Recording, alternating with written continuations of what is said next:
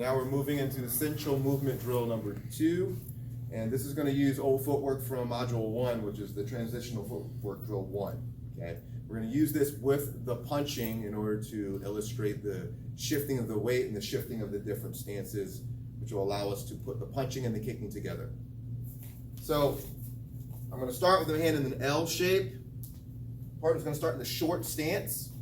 She's going to go to long stance, which we also know as probe and anchor. Anchor is the back leg, probe is the front leg. So I give her a little bit of space. She's going to step in with the jab first, and then comes back. She does the cross or the jab, doesn't matter. Same target the entire time. She can throw the 1-2,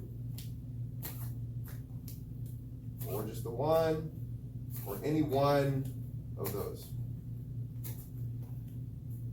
What we're trying to also develop here, other than just the weight shift and change, is your students' ability to think for themselves. I'm going to provide a target. She can decide to enter the range, come in and come out. She can also decide what weapon she wants to deploy when she gets there. And she comes back to a shorter stance, which allows her to be able to deal with lower body strikes. As we said in module 1, for example, if her stance is wide and a low kick comes in, it's going to be very difficult for her to shield block because her weight is too split. If her stance is narrow and I throw the kick, she has the ability to block, or she has the ability to move her leg out of the way, or she wanted to teep to counter.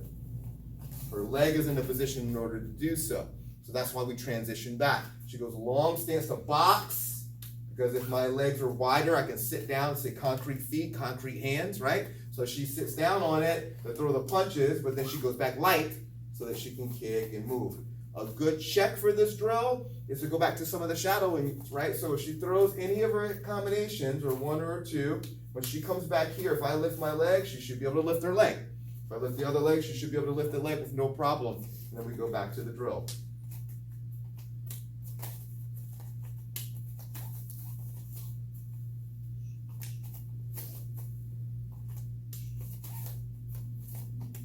Now, for a good cue for the instructors or the person on this end, if I want to simulate or give the signal that I'm going to kick, I'm going to start moving my feet a little bit more than normal. So if we're doing this drill, I might be a little more static. She's throwing her punches. But then as I start to move my feet, I'm giving a little bit of a signal that something lower body is about to happen. And we can go back to sitting down, and then go back to transitioning into the punch.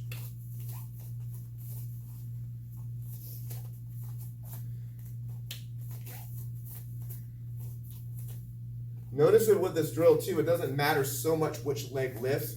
In the beginning we were going shadow or parallel, but realistically if I lift my left leg and she lifts her left leg, we all know because her weight's on that leg at that time, she could cross block, for example, in order to deal with the kick, or add in whatever technique she wants to. More importantly is the weight shift. Being able to go heavy on the legs to hit power, and then go light so we can use our legs effectively.